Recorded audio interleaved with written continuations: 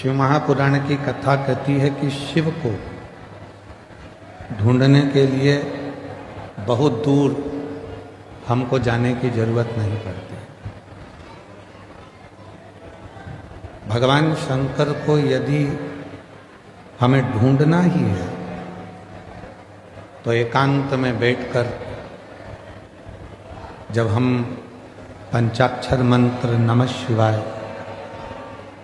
षडाक्षर मंत्र ओम नमः शिवाय का जप करते हैं या मुख से श्री शिवाय नमस्तुभ्यम कहते हैं,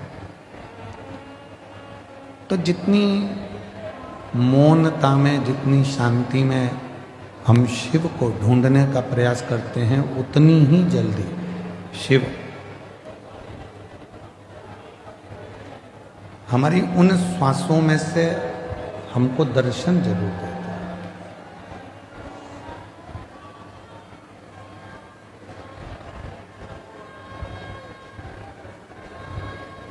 हम दूसरे को बोलते हैं कि ध्यान से पढ़ना,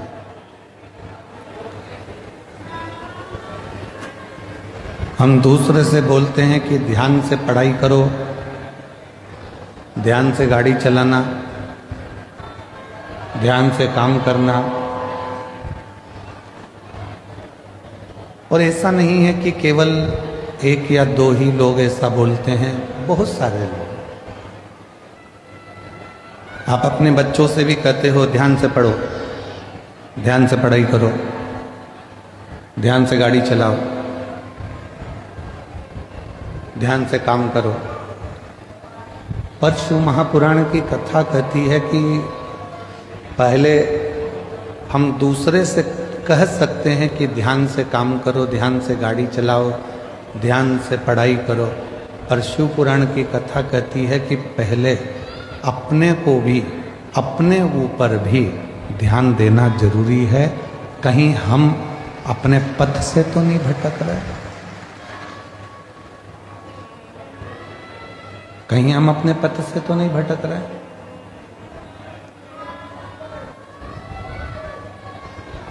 जगत को सुधारने का कार्य करते हैं और मालूम पड़े कि हम अपने ही पथ से भटक जाएं तो वो श्रेष्ठ नहीं।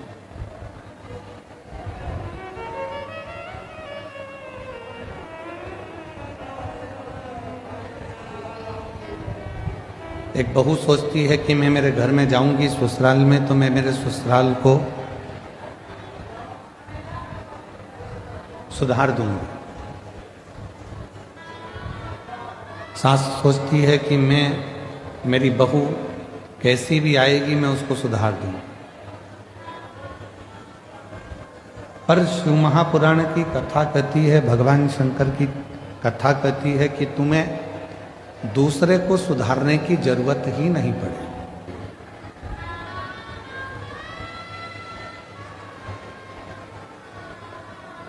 शिव महापुराण की कथा कहती है कि आपको दूसरे को सुधारने की जरूरत ही नहीं पड़े।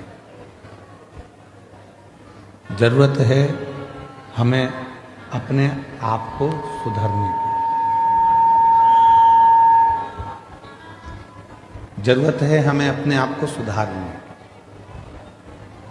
गायत्री परिवार वाले कहते हैं हम सुधरेंगे, जम के बोलो, युग सुधरेगा। हम बदलेंगे, युग बदलेगा। अर्थात गायत्री परिवार में कहा जाता है कि हम सुधरेंगे, युग सुधरेगा, मतलब हमको सुधारना स्वयं को जरूरी है।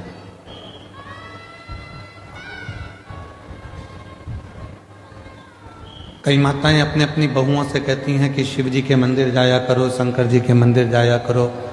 कोई बेटे से कहती हैं बेटा मंदिर जाया करो, कोई पति से कहती हैं कि आप मंदिर जाया करो।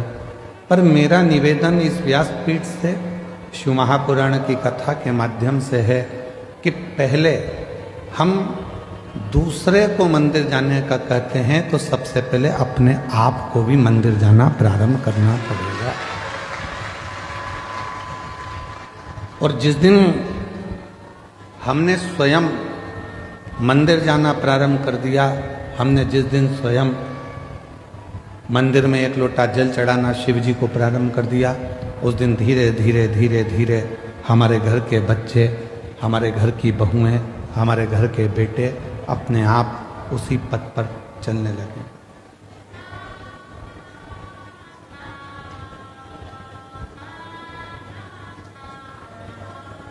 हम कहते तुम करो, बेटा तू मंदिर जा, बहू तू मंदिर जा, पर हम स्वयं ना जा पाए तो वो श्रेष्ठ नहीं। हमें खुद को जाना पड़ेगा, हमको स्वयं को पहुंचना पड़ेगा।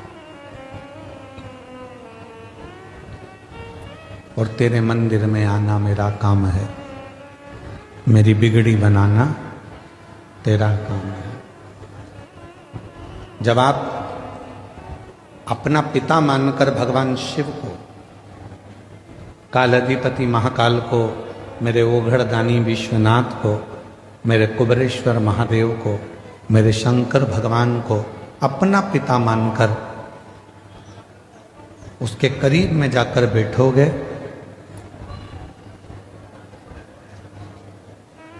तो निश्चित है वो आपके मन की बात को सुनेगा।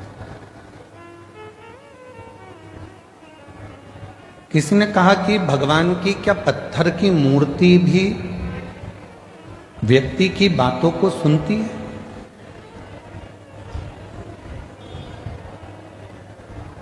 क्या पत्थर की मूर्ति हम जो कहेंगे वो सुनेगी?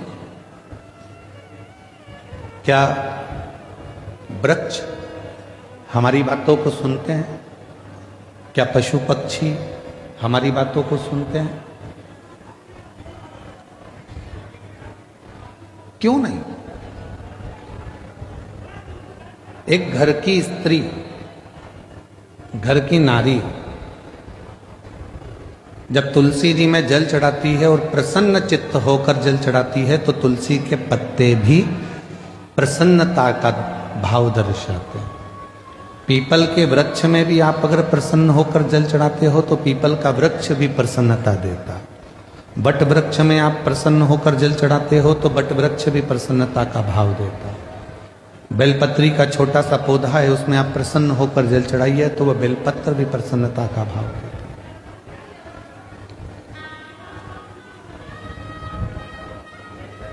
एक जीव, एक जंतु, पशु, पक्षी, वायुचर, जलचर, थलचर जितने भी हैं, चाहे वो मनुष्य हो, चाहे संसार के जितने भी जीव हों, वो सब यदि आप प्रसन्नता देते हो तो वो भी आपको प्रसन्नता जरूर प्रदान करते हैं। प्रसन्नता